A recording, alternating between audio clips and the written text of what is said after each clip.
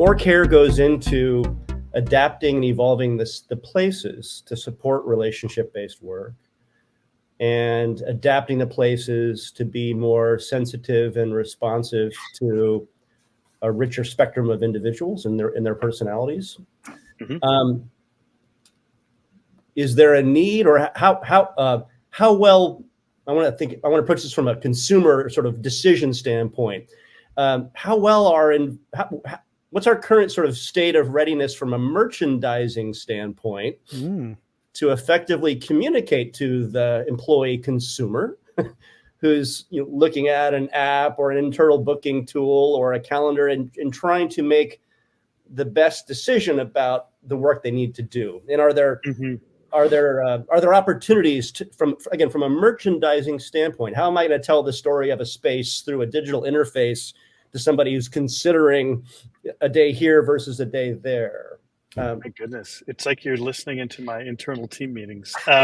It's a poignant question, my friend. You already got to the answer. It's about storytelling. So, as an example, my team uses a group of 13 or 14 thought starters on the types of spaces that we see getting more use and a little bit more demand. And where we started was to say, can we describe how a space like this could be beneficial relationally and put some of the references to our past data around it? So as an example, take a cafe setting, just like a little coffee setting. And I happen to be in our New York flagship at 251 Park Avenue South, and just beyond the enclosure I'm in is a space like that.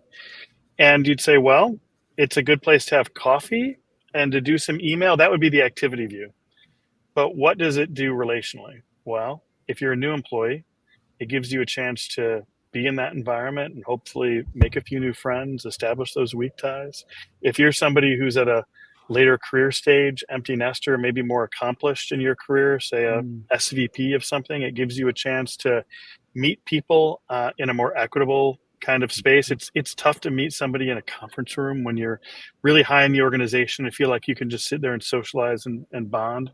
It could be a place where you encourage one-on-one meetings that are maybe a little less transactional, a little less, like we're doing a review, just more of a chance to have some of this. But I mean, we could do that with private offices, project rooms, team neighborhoods, and we do.